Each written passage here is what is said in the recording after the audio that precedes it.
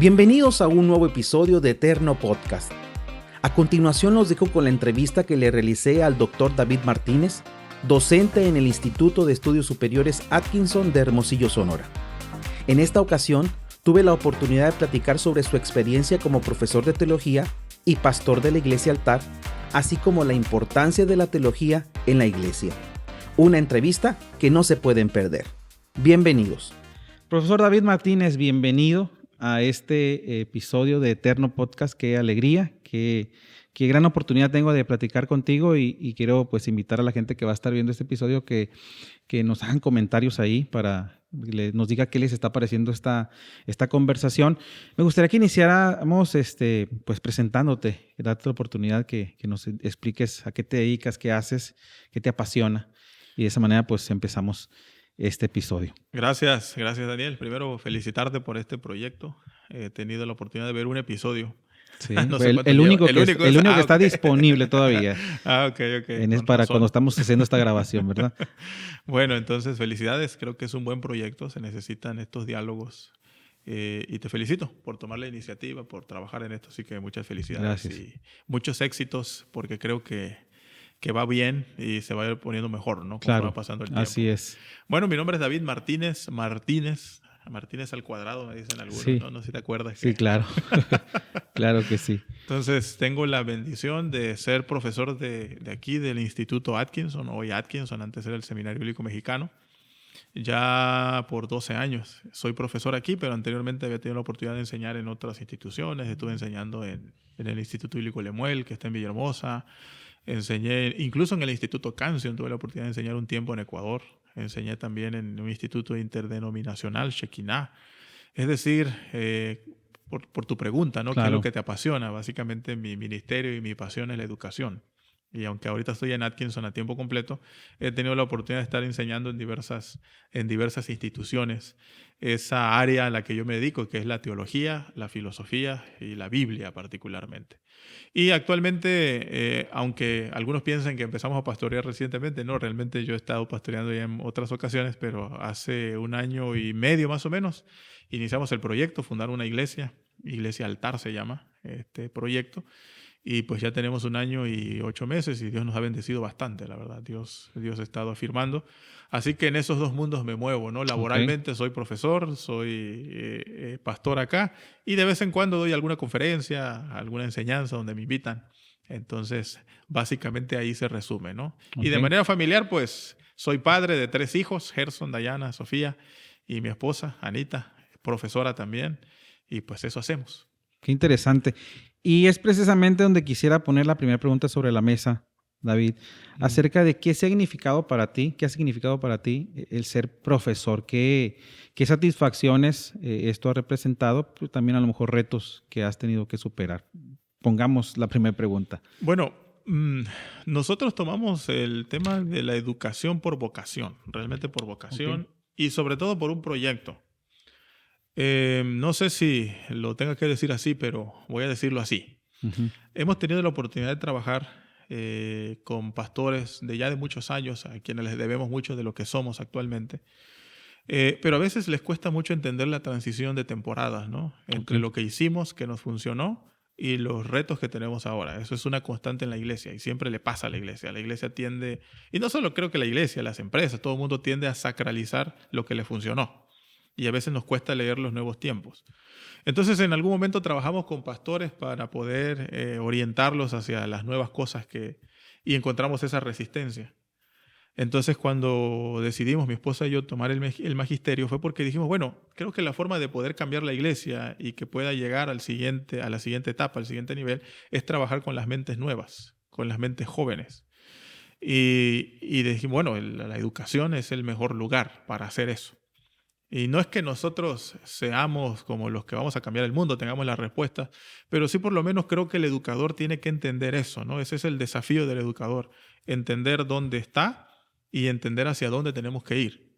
Entonces no solamente es aprender conceptos, sino aprender a leer los tiempos, que esa es una de las cuestiones más difíciles y creo que es lo que hace un educador.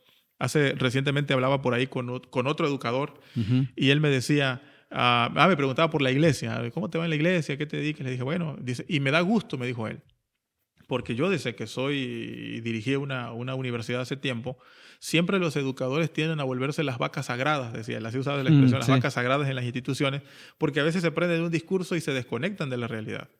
Entonces, lo que ellos enseñan creen que es lo único y a veces les cuesta hacer esa transición de entender cómo se mueve el mundo hoy, ¿no?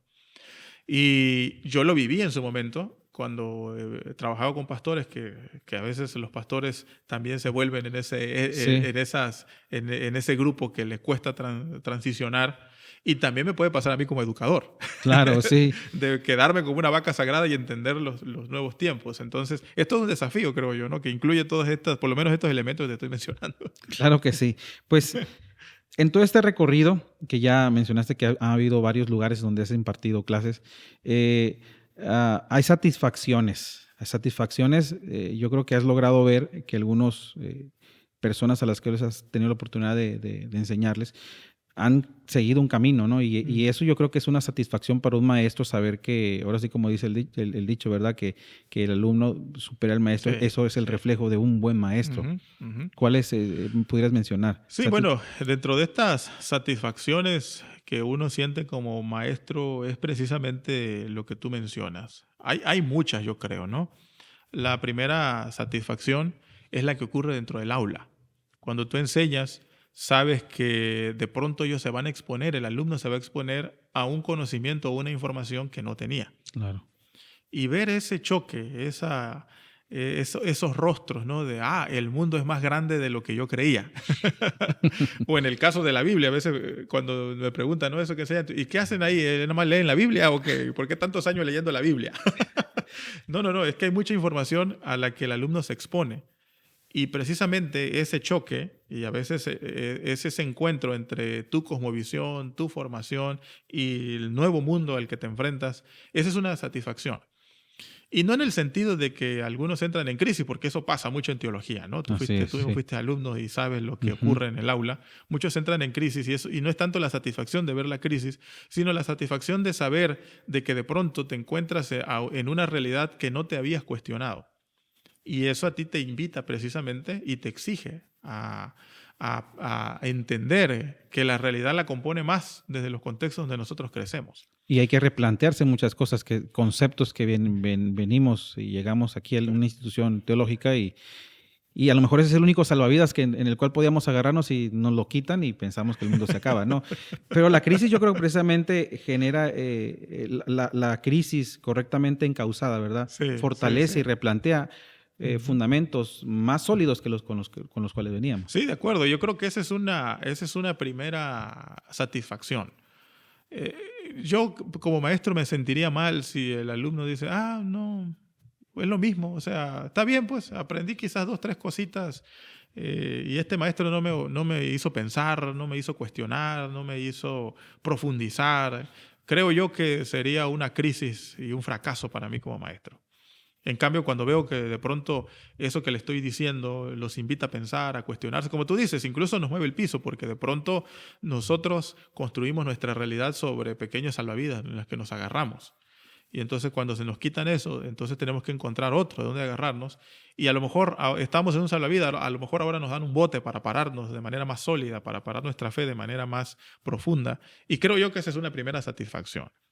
Y ya de ahí la segunda satisfacción pues viene con cuando ellos van al campo, cuando salen, esas ideas se tienen que extender y no tanto es extender ideas, básicamente es poder responder, poder tener gente capacitada que pueda ayudar a las personas que tienen crisis o que están buscando respuestas a preguntas. De hecho, yo me fui al seminario buscando respuestas. Yo ya había estudiado en una institución, pero las respuestas que había encontrado ahí no me convencían del todo. Entonces tengo que profundizar más y me fui a otra institución y de pronto me encontré con un mundo que me asustó en un inicio. Pero yo Sí. dije, bueno, esto es lo que ando buscando precisamente, respuestas de este tipo para las preguntas de este tipo. Bueno, ahí es donde se movieron muchas cosas entonces en ti para poder Sí, encontrar cosas más sólidas y despuntar y poder compartir eso y contagiar a otros, ¿no? sí, claro, por poner un ejemplo, yo cuando decidí estudiar el seminario y estaba yo pastoreando en una zona eh, donde los jóvenes eran universitarios. Y estaba yo en un sector de Tabasco, porque soy de Tabasco, donde estos jóvenes, o donde la universidad principal, Según algunos análisis de la época, el 80% de sus profesores eran ateos.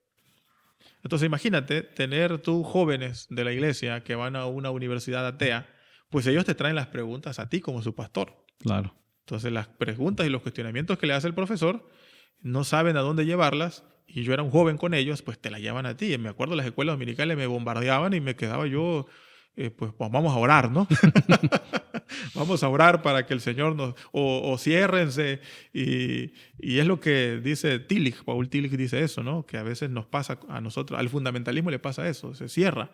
Es decir, tápate los oídos, no lo escuches, ignóralo, Y no quédate dialogues. con lo que tú ya Exactamente, lo que tú ya sabes es lo importante, y eso es peligroso. Porque puede ser que alguno lo entienda y lo haga malamente, pero el que sabe que ese no es el camino, a lo mejor no entiende, entonces no tiene las respuestas para poder dialogar adecuadamente. Acabas de decir una palabra muy importante y creo que es donde como creyentes a veces nos ha costado, nos ha dado miedo, el diálogo. Sí. El diálogo de repente, número uno, porque a veces no nos sentimos capacitados ni preparados. Segundo, porque pensamos que otras personas no pueden enseñarnos nada. Uh-huh. Independientemente, aunque no sean temas bíblicos, hay muchos otros temas de la vida que podemos aprender de muchas personas. Y eso creo que ha venido a hacer un daño, donde solamente necesitamos escuchar a gente cristiana a lo mejor. ¿Cómo tú verías esta parte del diálogo? Bueno, estoy enseñando ahorita un curso de apologética precisamente, ¿no? Los martes estoy en un curso ahí. Y les decía a los alumnos, túmbense el rollo, por decir algo, Sí. de que apologética es la sana doctrina y yo la voy a defender. Y a veces creemos, a veces veo en las redes sociales, ¿no? Necesitamos apologetas, es decir, alguien que vaya y desenmascare, ¿cómo es? Desenmascare a los falsos profetas, ¿no? Y nos convertimos como en guerreros que defienden la sana doctrina. Le dije, no, apologética no es eso.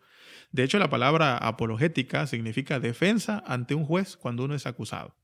Originalmente la apologética clásica era una defensa. Me acusaban, yo iba y daba mis argumentos de por qué creo lo que creo.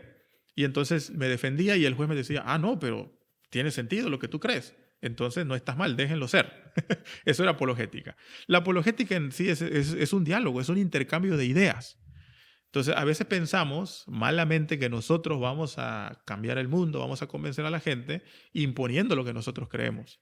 Y no, el conocimiento se construye de manera dialógica, en manera de diálogo. Entonces yo expongo lo que creo, yo expongo lo que sé de la fe, yo expongo lo que conozco de la Biblia, y entonces se establece un diálogo e intercambiamos, y en el diálogo ambos cambian. El diálogo eso es lo que tiene. El diálogo permite que yo exponga mis ideas y el otro las reciba y cambie un poco, y el otro exponga sus ideas y también me cambie un poco a mí. Así se construyen los individuos. Así es lo que es la tesis, la antítesis y la síntesis, donde hay un intercambio de información o conocimiento y nos da como resultado un mejor conocimiento donde se queda lo mejor de los dos. Exacto. ¿No? Y eso le pasó, por ejemplo, al cristianismo, a la fe, cuando apareció la ciencia, ¿no? La ciencia empezó a arrojar una nueva cosmovisión del mundo, por ejemplo. Y empezó a decir, no, pues el mundo no tiene 6.000 años, tiene millones de años. Y entonces muchos nos cerramos en lugar de dialogar, porque pensamos que la Biblia sí defiende los 6.000 años, ¿no? Nos aferramos a una idea que llamamos dogma o llamamos sana doctrina, cuando en realidad la Biblia no defiende eso. Eso es una interpretación que alguien nos dio de la Biblia, y entonces nos perdemos el diálogo a ingresar, a entender cómo el mundo se concibe hoy, y entonces desde la fe poder, junto con la ciencia, poder crear un diálogo interesante donde el joven, donde alguien pueda decir, mi fe no es contraria a la ciencia, no hay una oposición entre ciencia y fe, sino precisamente la fe, la ciencia alimenta un poco mi fe, y obviamente mi fe alimenta la ciencia, y caminamos juntos. La iglesia definitivamente necesita seguirse formando. Y sí. la teología o el conocimiento teológico es una herramienta que es bastante útil para poder aprender a leer el contexto en el cual está inmerso. En una definición llana, tal vez, para entrarnos en ese otro tema, ¿cómo definirías tú la teología? Bueno, definitivamente todo creyente debe hacer teología reflexionada. De entrada, todos tenemos una teología. Todos somos teólogos. Así como cuando dice el filósofo, todos somos filósofos porque todos nos hacemos las preguntas existenciales. Todos somos teólogos porque en algún punto todos nos preguntamos de Dios. Incluso para negar a Dios, pues hay que preguntarse de Dios también. Hay que partir de un supuesto, de una divinidad. Entonces, todos de alguna forma hacemos algún tipo de teología, de reflexión.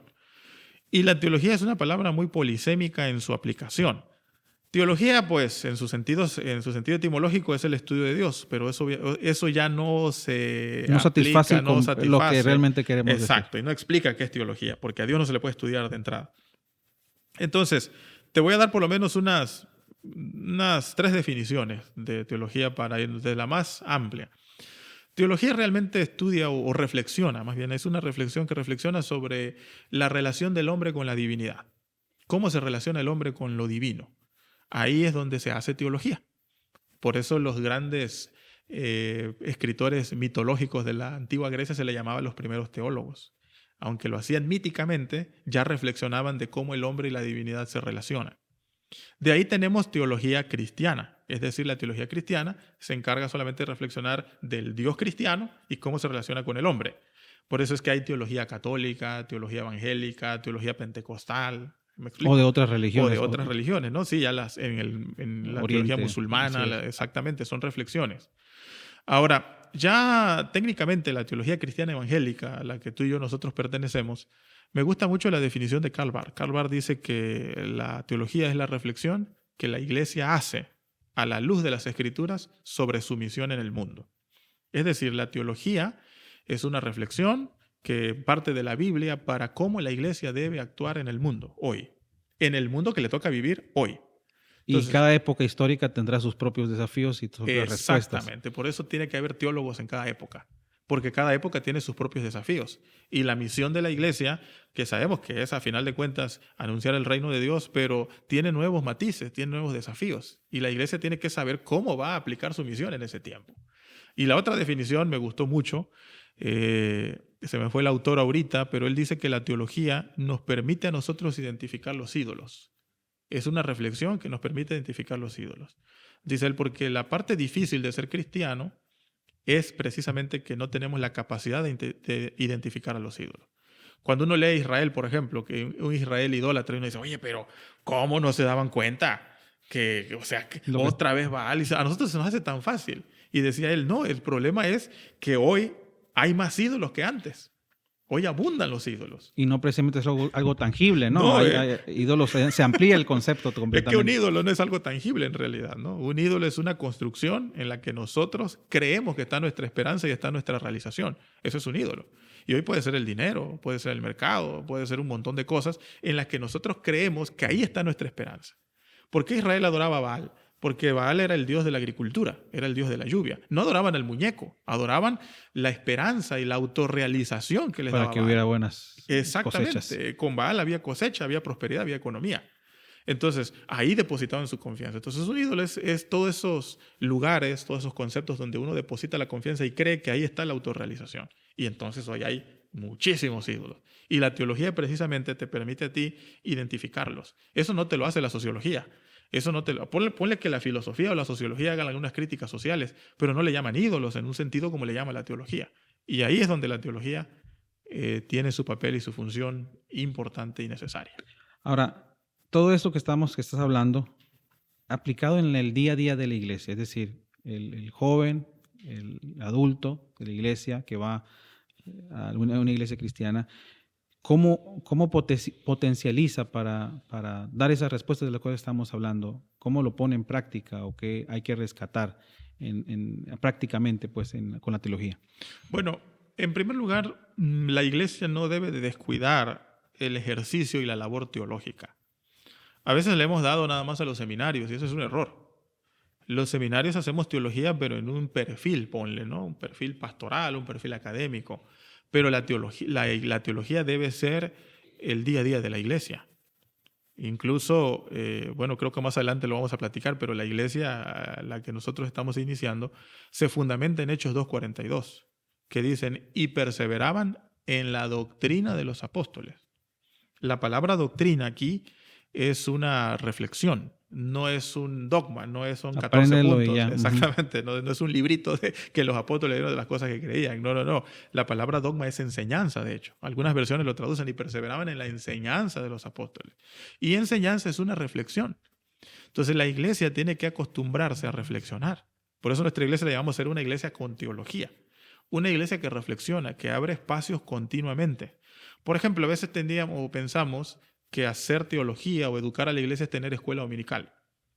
De hecho, yo mi tesis doctoral la hice sobre la educación precisamente porque a veces pensamos que la escuela dominical es el lugar para educarnos y esa es una mala idea. La escuela dominical es un programa.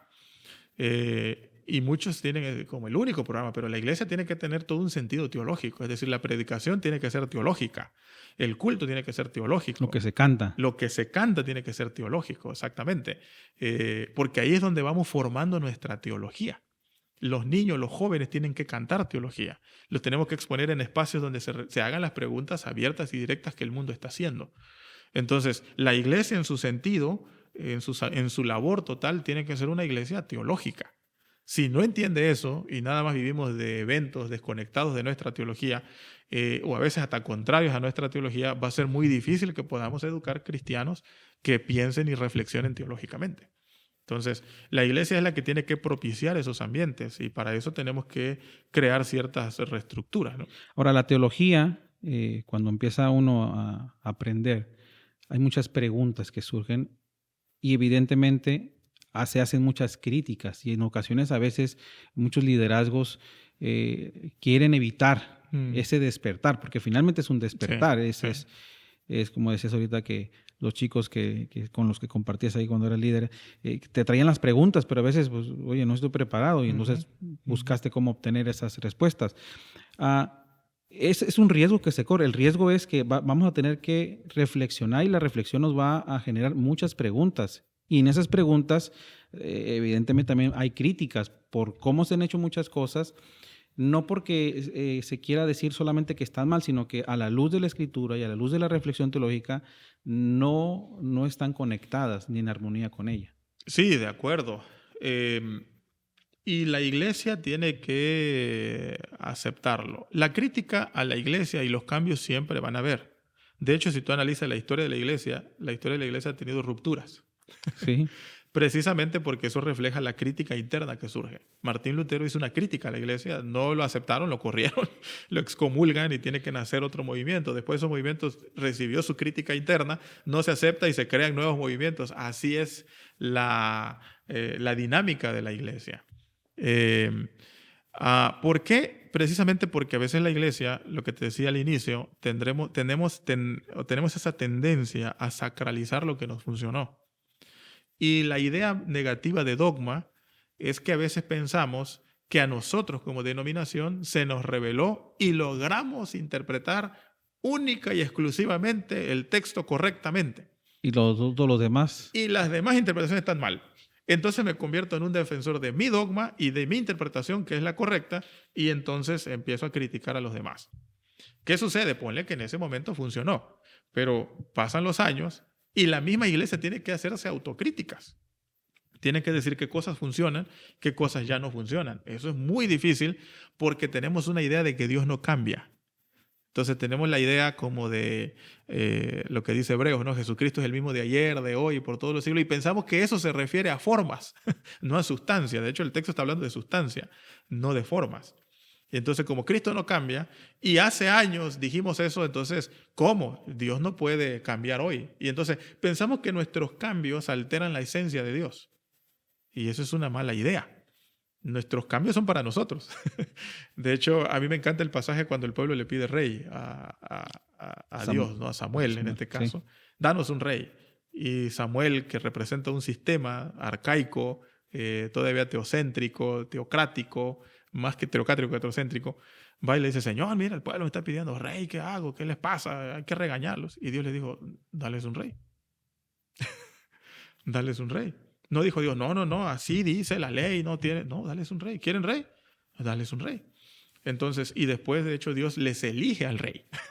Así es. Y los que iban a seguir después. Exactamente, y va siguiéndolos después y se van creando sistemas. Es decir, eso no altera la esencia de Dios. No es que Dios deja de ser Dios. Son cambios necesarios para nosotros. Y obviamente esos cambios van generando crítica y van creando rupturas. Y si la iglesia no se prepara a escuchar las voces, a atender las críticas y a hacer los cambios, pues se va a seguir fragmentando como le ha sucedido a la iglesia hasta el día de hoy. Entonces, la teología nos da ese punto de reflexión, Y tenemos que bajar ese pensamiento, esa reflexión al día a día, y en este caso podemos aplicarlo en un primer punto a la dinámica de la iglesia, la comunidad de fe, los programas, la liturgia, el sentido. En esta reflexión y tratando de dar respuestas a los tiempos actuales, se han tenido que modificar algunas cosas en cómo hemos entendido la dinámica de la iglesia, y ahora cambian muchas cosas en cuanto a formas, al culto, cómo predicamos. No cambia el mensaje evidentemente es el mismo, los principios ahí están, pero sí las formas en que presentamos ese mensaje, y de repente se crea un choque, pero entre que discutimos si está bien o no está mal lo que estamos haciendo, queriendo hacer en la iglesia, hay una generación que se va. Los tiempos corren, estamos discutiendo, pues, si una generación completa se nos fue, no pudimos ser relevante en la forma en que presentamos. ¿Cómo conciliamos o cómo armonizamos esta parte de la reflexión teológica en la vida práctica, y cómo la iglesia necesita ir evolucionando en una palabra de dar mejor respuesta a lo que hoy estamos viviendo? Sí, yo creo que en primer lugar la iglesia tiene que crear espacios, y aquí son opiniones muy personales, ¿no? Espacios de expresión, espacios de reflexión. Para que esto pueda lograrse, creo yo que la pastoral es fundamental. La pastoral tiene que aprender a escuchar. Decía Tillich, la teología se encarga de dar respuestas a las nuevas preguntas. Eso decía este teólogo, ¿no? El mundo hace las preguntas y la iglesia o la teología debe dar las respuestas. Y él hacía una crítica. El problema es que no escuchamos las preguntas.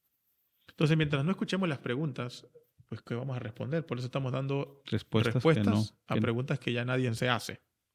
Y yo creo que eso, y a mí me ha pasado, y digo, no es que lo esté yo haciendo perfecto ni nada de eso, pero me ha pasado que las preguntas que yo me hice y las razones por las que fui al seminario, hoy en los jóvenes ya no son las mismas. Entonces me está costando. Yo soy padre de un hijo adolescente, y cuando escucho sus preguntas, entiendo que son diferentes. Hay otras cosas que a él les interesa y les importa que a mí en su momento no me importaban o no me interesaban.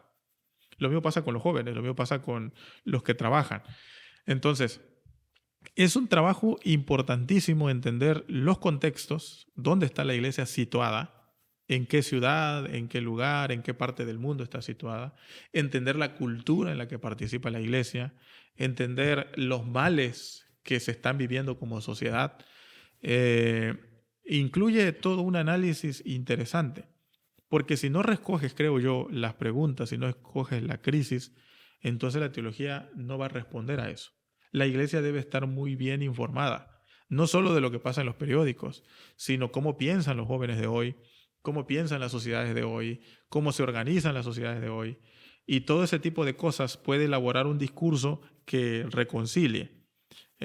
Y por eso me gusta la definición de Barth. Al final de cuentas, la teología se trata de realizar la misión de Dios, no solo de reflexionar, no solo de pensar, sino que la teología le pueda responder a las necesidades del hombre de hoy. La gente, ¿por qué viene a la iglesia? Porque siente que sus necesidades están siendo satisfechas. Y entonces, cuando viene a la iglesia y de pronto encuentra que hay un espacio y un ambiente de Dios que responde para sus momentos de hoy, puede encontrar satisfacción. Por ejemplo, en lo que no hacemos en nuestra iglesia es criticar a otras iglesias, porque entendemos que eso ya pasó. Ponle que en la época de Martín Lutero, decirle a la iglesia católica eres la gran ramera y todos los sermones eran así, ponle que era válido en ese tiempo por la ruptura. Pero seguir predicando igual, seguir hablando igual, eso ya no tiene sentido. ¿Sí me explico? Sí. Entonces, ¿cómo podemos crear liderazgos incluso más horizontales que verticales como eran antes? Es decir, son muchas cosas que implican redefinir la iglesia, no solo en su liturgia, no solo en la música, sino en el liderazgo, en los sermones, en la propia comunidad, cómo se relaciona la comunidad, a qué cosa le damos prioridad hoy. Por ejemplo, anteriormente el culto era la prioridad. Y no sé si te tocó a ti, pero antes iba al culto uno lunes, martes, miércoles, jueves, viernes, sábado y domingo 2 veces. Y muchos dicen, yo ya no amamos a Dios porque quitamos culto, nada más hacemos 2 a la semana. Y pensamos que ya no amamos a Dios. Pero eso implica precisamente las nuevas formas de entender a ser iglesia, porque hoy se pasa, antes se creía que Dios tenía una lista, ¿no? ¿Quién vino al culto el lunes? Ok, martes, miércoles, fallaste, jueves, ya tienes un pie en la paila, ¿no? Entonces pensamos que Dios actuaba así y que como que llevaba una lista de asistencia de los cultos. Y entonces el cristianismo se definía a partir de la cantidad de cultos que iba. Su espiritualidad, su santidad, exactamente, ahí era. Y entonces era como que ibas a llegar al cielo y te iba a decir, no, de los 80,000 cultos nomás fuiste a 30,000, no alcanzas el promedio.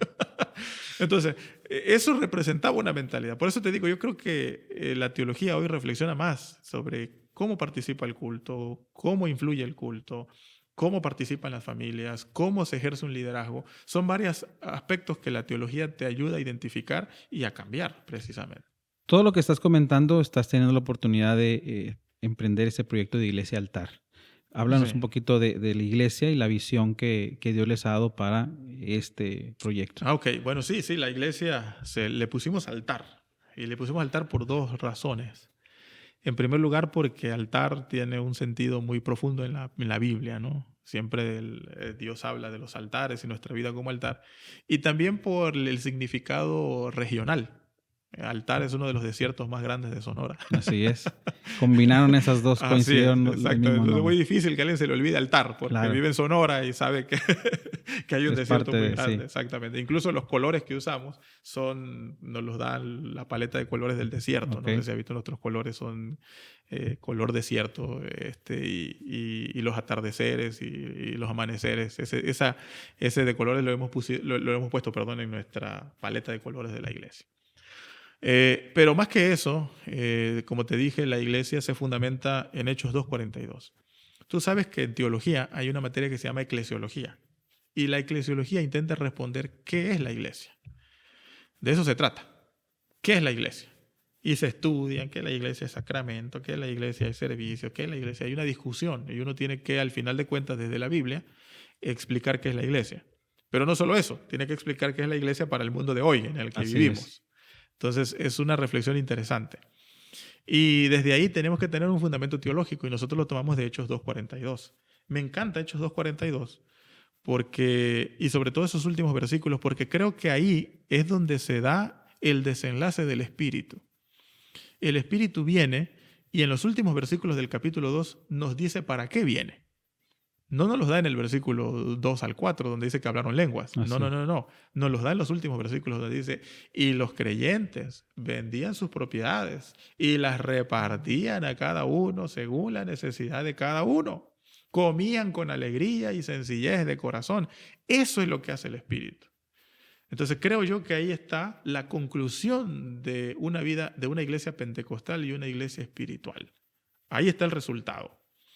Y entonces el Hechos 2:42 dice, al final, y perseveraban en la enseñanza de los apóstoles, y nosotros decimos ser una iglesia con teología, en la comunión unos con otros, ¿sí? Una iglesia sociológicamente responsable, en el partimiento del pan. El partimiento del pan era la Santa Cena, la liturgia, no sé si te acuerdas, pero anteriormente los cultos era la Santa Cena nada más. Se reunían, comían la Santa Cena y se iban a su casa. Ya después fueron agregándole oración, cantos. Entonces, la liturgia, una iglesia con liturgia. Y en las oraciones, una iglesia espiritual. Entonces, la iglesia se fundamenta en 4 grandes principios teológicos. Ser una iglesia con teología, ser una iglesia socialmente misionera, ser una iglesia con liturgia, con todo lo que implica la liturgia, y ser una iglesia espiritual.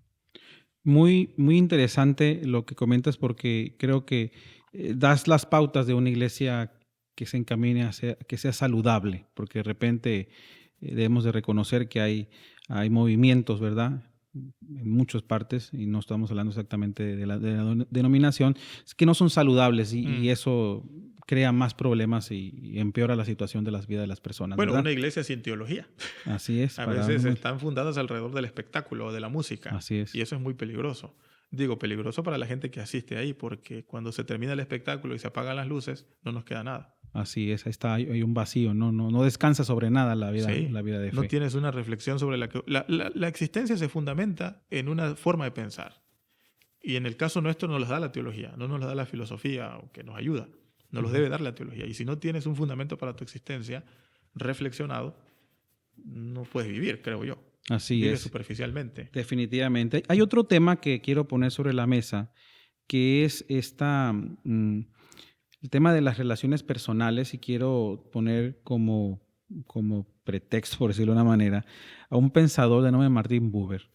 Él tiene un pensamiento que creo que ayuda mucho a entender cómo las relaciones personales deben de darse. En este tiempo donde hay un desorden en muchos aspectos sociales, donde hay muchas cosas que están empeorando, creo que hay que hacer reflexiones sobre este tema de las relaciones, de cómo se relaciona el yo con las personas, ¿no? Uno con otro. Y él propone lo que le llama, ¿no?, la relación yo-tú. Me gustaría que nos hablaras un poquito de qué propone él y cómo la Biblia, porque definitivamente es la que va a poner la mayor base, ¿no?, sobre esto, cómo nos ayuda a que nuestras relaciones personales sean mejores y sean saludables. Sí, bueno, Martin Buber habla del yo-tú y el yo-ello. Uh-huh. Yo-tú y el yo-ello. Y él lo que critica son esas relaciones cuando no nos relacionamos como iguales. Por eso dice, cuando el sujeto se relaciona con el tú, es como si te relacionaras contigo mismo.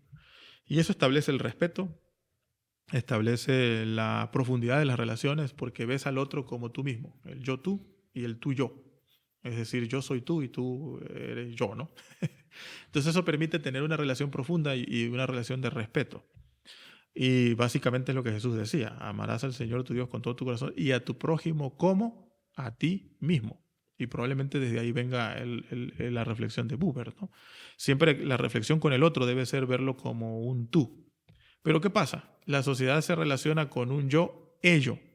Y cuando nos relacionamos con un yo-ello, es decir, que la persona lo elevamos más bien, no, lo degradamos al nivel de objeto. Yo contigo me relaciono como un yo-tú, pero con la mesa me relaciono como un yo y esto, que es un ¿Para objeto. qué te sirve? Exactamente. Utilitaria nada más. Exactamente, es una relación utilitaria. Es solamente para ver cómo me beneficia a mí, qué beneficios tengo y cómo lo puedo usar. Y entonces él critica eso. En su época, obviamente, había mucho abuso en el sector laboral y en muchos otros sectores, incluso el religioso, donde los seres humanos no eran tratados como seres humanos, sino como objetos de uso. Y entonces se lanza una crítica muy fuerte a eso, ¿no? Pienso yo particularmente que la crisis de las relaciones actuales pasa más bien por un tema de individualismo. El individualismo es como el evangelio de la sociedad posmoderna o post-posmoderna, como le llaman algunos. Uh-huh. Hemos llegado a un punto de creer que ser individual y vivir individual y construir una vida individual es la mejor forma de vivir. Y eso pienso yo que está afectando en muchas otras dimensiones. Les recomiendo aquí, ¿no?, a los que nos ven, que lean. Hay un librito que se llama ¿Quién es ese hombre? A ver, lo estoy confundiendo. Bueno, el autor se llama Albert Nolan y escribe un librito sobre la espiritualidad. Y él dice que en Occidente es donde más arraigado está la individualidad, del individualismo. Y eso está obviamente fraccionando todo tipo de relaciones. Dice él: yo trabajé mucho tiempo en África. Y cuando tú llegas a una iglesia en África, la gente cuando llega a la iglesia busca pegarse lo más cercano al otro. Es decir, llegan a la iglesia y dicen: ya hay tres, vamos para allá, ¿no? Y se sientan y se pegan con el otro. Siempre los ves cantando, no sé si has visto videos de cantando juntos ahí, ¿no? Y viéndose y bailándose. ¿Qué pasa en Occidente?, dice él. Tú vas a la iglesia y buscas sentarte lo más lejos del otro. Entonces, allá hay tres, me voy a sentar acá, ¿no? Y te vas al otro lado. Entonces, hay una crisis en Occidente de individualismo. Hemos elevado el individualismo como la mejor forma de vivir. Y eso se ve en el matrimonio. Eso se ve en la iglesia. ¿Por qué mucha gente ha dejado de ir a la iglesia? Porque cree que es mejor adorar a Dios desde su casa, individual, que participar de una comunidad. Entonces, él le atribuye que la depresión, la ansiedad y todos esos trastornos mentales que tienen en Occidente se debe precisamente al culto al individualismo. Dice él: hagan una pequeña radiografía psicológica de esos que toman un arma y matan gente. ¿Qué te dicen después que los analizan? No dicen: eran sociables, tenían 80,000 amigos y participaban. No, la mayoría de ellos eran solitarios, que nada más vivían en su cuarto. Nadie se enteró porque eran personas solas, que viven en sus cuartos y ahí construyen sus propios mundos.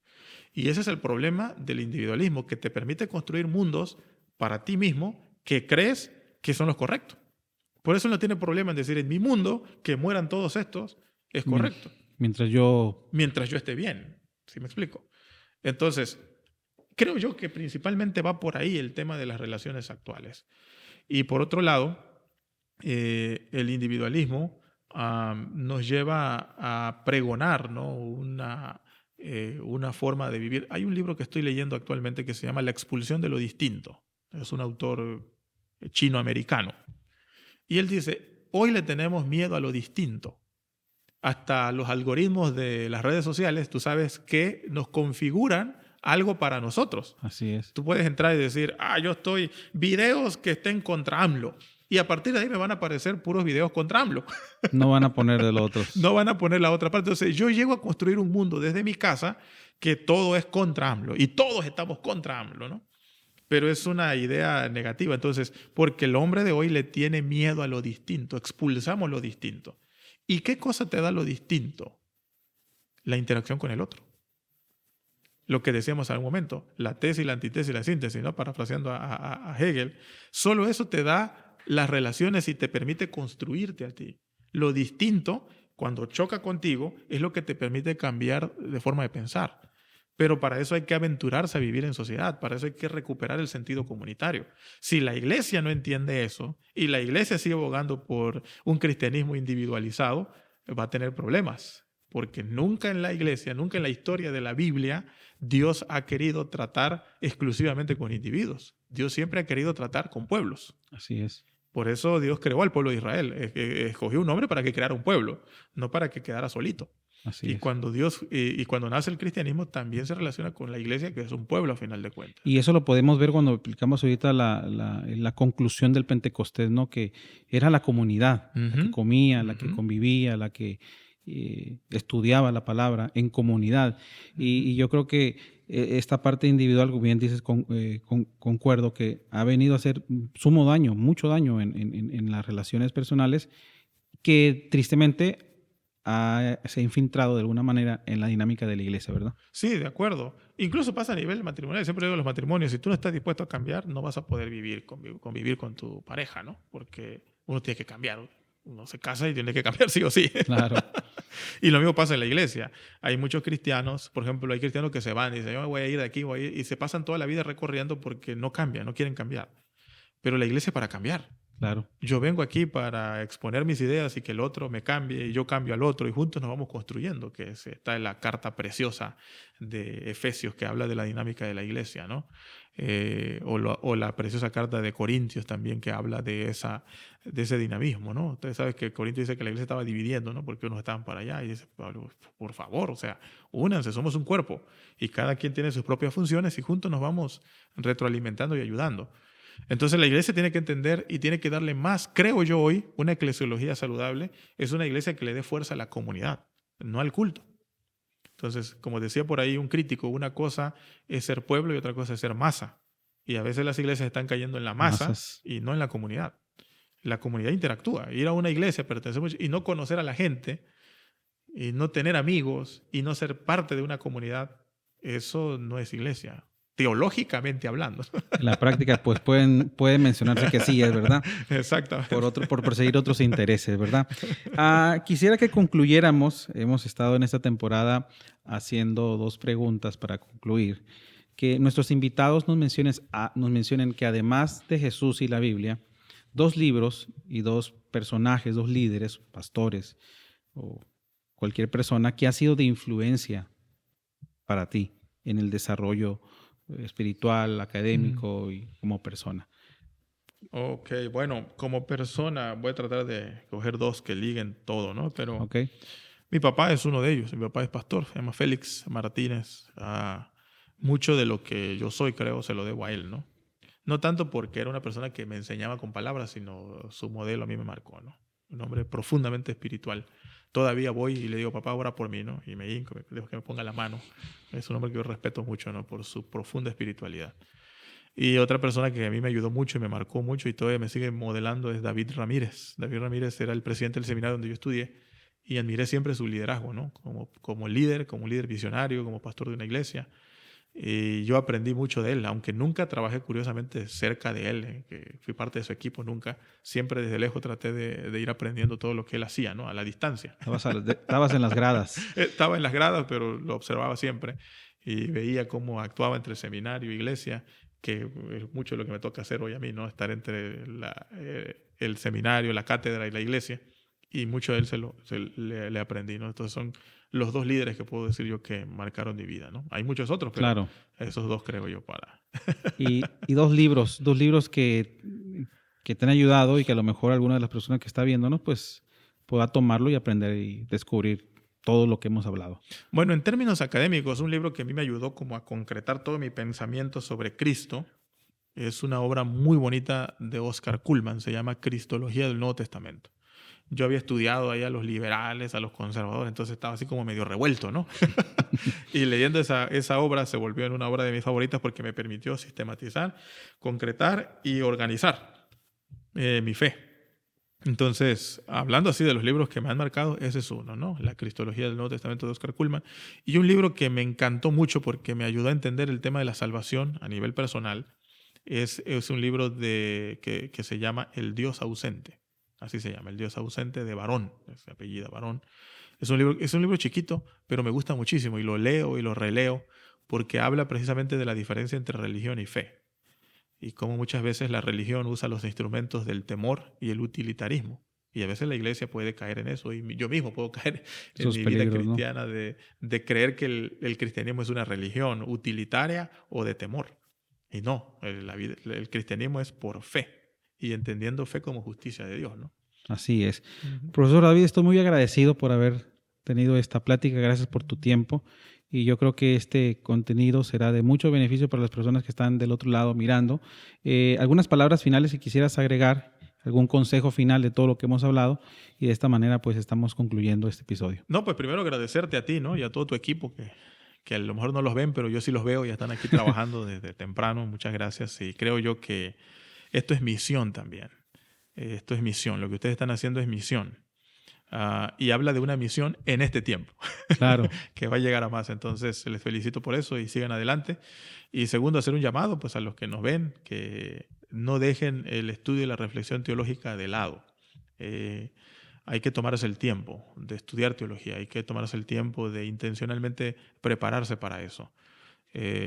Siempre digo yo, a veces a nuestros hijos nos preocupamos por que vayan a las mejores universidades, porque tengan estudio, pero no nos preocupamos por que desarrollen esa parte que es el fundamento de su vida. El fundamento de la vida no es la escuela, no es el sector laboral, es nuestra fe.